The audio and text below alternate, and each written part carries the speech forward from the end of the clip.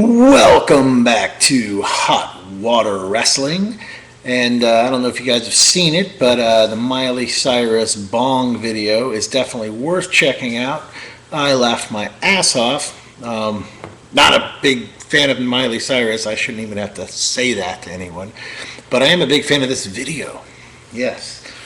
And I'm glad she's enjoying herself. Anyways, I don't really have many DVDs at the office, and I've been wanting to do some DVD reviews, but it's been so hectic at home that, I figured I would do this. Pretty boring subject, I know. Not really. I mean, it's one of the greatest things ever, but at the same time, it's been beat to death. But I happen to have this here in my office. It's the Wrestlemania Anthology Vol.1. And there it is. Wrestlemania Anthology Volume 1, and the artwork inside is pretty cool. I'm sure you've seen this a bunch of times over, but just in case. Alright. Whoops. Now the only drawback of this set would be the double-sided discs. I hate double-sided discs. I mean, everybody who likes DVDs pretty much hates double-sided discs. It's much better when you have a silk screen on front to keep everything very protected. But here's like the cards are inside the inlays here. Whoops. Okay, it's a really well put together set actually. And Wrestlemania 1 through 5, goes without saying, probably the 5 most important WrestleManias. Especially 1 and 3, but all marked very momentous occasions. Vince McMahon put his entire company on the line. His father had just passed away a couple years before WrestleMania 1, Vince McMahon Sr. Vince had inherited the company, and Hulkamania was born, and wrestling was taking on a whole new era. The golden era of wrestling was truly beginning, and Vince dreamed up Wrestlemania, or as I should say, WrestleMania. I just love that. Anyways, WrestleMania, and as you know, the NWA had Starrcade going a little bit before WrestleMania, I believe, but WrestleMania was a much bigger event in the sense it just got much more media attention. It was much more mainstream, and it was in the Big Apple, man. It was in New York City at Madison Square Garden. WrestleMania 1, March 31st, 1985. Tito Santana versus the Executioner. For those of you who don't know, the Executioner was Playboy Buddy Rose. Playboy Buddy Rose. Go look that up. S.D. Jones versus King Kong Bundy. Matt Bourne versus Ricky Steamboat. David Sanmartino versus Brutus Beefcake. Intercontinental Champion Greg the Hammer Valentine defending against the Junkyard Dog, and I really believe that we should have seen a title change here. Junkyard Dog should have won the belt this night. I believe, looking back on it, if Vince could do it over again, he would have had JYD win the title, and Savage could have taken the belt off of JYD instead of Tito Santana. Now, Tito Santana was my favorite wrestler, singles competitor. I mean, other than Hogan was like at such a godlike level. It's kind of hard to believe now, but he was at such a godlike level that, of course, he was a favorite, and so was Andre the Giant. But my favorite guy who wasn't Andre or Hogan was Tito Santana. Loved him. And so for me to say that's pretty huge, because I just love Tito, and I wish he would have held the Intercontinental title longer. But then again, I think JYD should have been an Intercontinental champion. He was such a personality, such a character. People loved him. And it would have been easy to do a feud with him and Savage and have Savage take the title off of him. So anyways, enough of that. We got Tag Team Championship match. The Iron Sheik and Nikolai Volkov versus Barry Windham and Mike Rotundo. Sheik and Volkov won the tag team titles here. An amazing match, and I believe, Windham and Rotundo, and Mike Rotundo is IRS, by the way, for those of you who don't know. Barry Windham and Mike Rotundo won the titles back from Sheik and Volkov shortly thereafter, and then dropped them to the Dream Team, Greg the Hammer Valentine and Brutus Beefcake, who then dropped them to the British Bulldogs, who then dropped them to the Hart Foundation, who then dropped them to Demolition. Yeah, I believe so. Anyways, I'm going to stop right there because I'm a little foggy. I think maybe Demolition dropped them to back to the Hart Foundation, actually, I believe. But anyways, no, Demolition, no. I'm sorry. The Hart Foundation dropped them to Strike Force with Tito Santana and Rick Martel. And Tito Santana and Rick Martel dropped them to Demolition. That's what happened. All right, so this is going to be a long video. I'm not even at WrestleMania 2 yet. Then we have, I'm kidding, I'm not going to do this for every WrestleMania. I don't think I'll run out of time. We have the $15,000 slam match, Big John Studd versus Andre the Giant. And this match was a big deal at the time. Really big deal. Everyone was really excited to see it. Of course, Andre slams Big John Studd and takes the sack of money and throws it out into the crowd. Great WrestleMania moment there. Then we have Lonnie Kai versus Wendy Richter for the Women's Championship. And Wendy Richter becomes Ladies Champion, Divas Champion. And then the main event, Hulk Hogan and Mr. T versus Rowdy Piper and Paul Orndorff.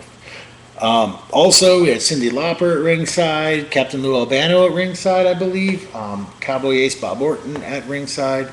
What a match, tons of hype. It was a larger-than-life moment. Wasn't the greatest technical match or anything, but the spark that was there in that match was just unbelievable. And the feud was really cool. It was the first real, big picture feud for WWE, well, WWF at the time. The first real kind of forward-thinking new era feud. It really took on a life of its own. It was quite amazing. And Mr. T, he did a good job. Then we got WrestleMania 2 here. I'm going to glaze over this. It was a very good event. Most notably, we had a boxing match between Mr. T and Rowdy Piper, which continued off the hype of WrestleMania 1 and the war to settle the score feud. And then we had the British Bulldogs versus the Dream Team, Greg the Hammer Valentine and Brutus Beefcake. And the British Bulldogs would finally win the tag team titles after being cheated out of them several times. They finally got to them. And then we had the steel cage match versus Hulk Hogan and King Kong Bundy, or starring Hulk Hogan and King Kong Bundy. A lot of people said that there's a huge rumor going around that Randy Savage was kind of poised to take the championship or challenge Hogan for the championship rather, and the match was thrown out, and King Kong Bundy was put in place in the feud there. They just didn't feel they were ready to push Savage like that. Back then, things moved a lot slower, and if you'll notice on WrestleMania 2, actually, the Macho Man fights George Animal Steel. And George Animal Steel never really put on great matches. He was, whatever. He was what he was, He's got like a Santino, whatever. He's fun now, laugh about. We're not going to look back on Santino in years from now and be like, what a fantastic wrestler. But anyways, to make a long story short, Savage fought George Animal Steel. It was kind of pathetic that they actually had him do that. But, of course, he made up for it at WrestleMania 3. I know I'm moving kind of fast here. I'm almost running out of time. At WrestleMania 3, where you had Macho Man vs. Ricky the Dragon Steamboat. And, of course, WrestleMania 3 was just a phenomenal event. One of the greatest, if not the greatest, wrestling event of all time. Where WrestleMania 1 was the spark, WrestleMania 3 was the fire. And the difference between WrestleManias 1 and 2 going to WrestleMania 3 was just astronomical. It was never really the same. And, of course, the big match of the night was Andre the Giant versus Hulk Hogan. Completely hyped match. It was on SportsCenter, okay? Like, they reported who won on SportsCenter and, like, every major news station. It was pandemonium across the country. Wrestling will never see another moment like that. And there were a handful of great matches on the card, and they squeezed everybody in there. if you've never seen WrestleMania 3 in its entirety, I suggest you track it down and just sit home and watch the whole thing from beginning to end. You'll have a great time. It really is amazing. WrestleMania 4, one of my very favorites. Not a lot of people like WrestleMania 4. Well, I guess I shouldn't say that, but you don't really hear about it too much. But I really loved the world title tournament. That was something else. That was just really amazing. Just really loved it. And Hulk Hogan lost in the tournament. And everyone was like really shocked. And, you know, we all at the time thought it was going to be Ted DiBiase who was going to take the title. And I believe that's who Savage, fought in the final round to win the title. But when Savage did, he did an automatic face turn. He was already kind of on his way, but it was automatic face turn because Hogan came out and celebrated with him. In fact, I believe Hogan came to ringside and helped him win it. So it was a big night. That was the night that Demolition took the titles off of Strikeforce. We were talking about earlier. And, you know, I mean, there was a couple other good matches in here. Greg Valentine versus Ricky Steamboat. You know, on down the line, but the tournament was really a cool concept, and they've never really, you know, they do King of the Ring and stuff, but I always kind of like these tournament ideas. They're kind of cool. I really do enjoy them. And then we have WrestleMania 5, okay, and that was, of course, Hulk, the Mega Powers collide. Hulk Hogan and Randy Savage fight for the WWE title, and of course, Hogan wins it back from Savage. Great match. Just amazing. Another amazing card. You have, you know, Mr. Perfect versus the Blue Blazer, who of course is Owen Hart. Ravishing Rick Rude versus the Ultimate Warrior for the Intercontinental title, and I believe Ravishing Rick Rude defeated the Ultimate Warrior in that. Jake the Snake Roberts versus Andre the Giant. They did this whole thing where Andre was just petrified of Jake Snake, Damien, and that was I remember that match being a lot of fun. I really looked forward to it. And then there's you know, a bunch of other good matches. It's a great event, just from top to bottom. In fact, all of these are. I would have to say the weakest one out of them all would have to be WrestleMania 2. And it's still a lot of fun, and I'm not putting anything down on it, but they kind of wasted Savage on that event. And they were doing it in different towns, so like the announce team would change, and you know, they kind of wasted Andre the Giant and a bunch of guys in this like kind of worthless battle royal they had. Wasn't really all that, and you know, Morocco versus Orndorff was pretty good. I remember. You know, Nikolai Volkov versus Corporal Kirchner. There was a guy named Corporal Kirchner back then. Maybe you guys know who he is, but no one ever talks about him today. But he was kind of like Sergeant Slaughter, except for he was a corporal. He wasn't a sergeant, and he wore like a beret and a camouflage tank top, and he was having a big war with Nikolai Volkov, and that was kind of a, you know, whatever match. I mean, it wasn't so great. And then the Bulldogs stand out, and you know, the Hogan Bundy match isn't like phenomenal, you know, and I mean, it's not really that great. And the card for WrestleMania 2 was not so amazing. They kind of wasted a bunch of opportunities. It was almost weird.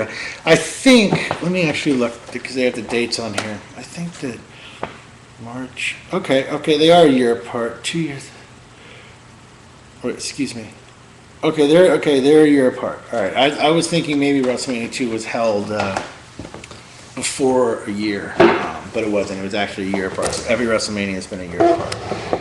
I kind of knew that, but I was just double checking. But anyways, guys, that'll conclude my WrestleMania Anthology review. Kind of rushed. I've never gone over 10 minutes before, so I guess they've changed that rule because my clock is still ticking. So I was going to make a second video. I guess I don't have to. But yeah, now I'm just coming on saying hi to everybody. And, well, I will talk to you next time. Take care.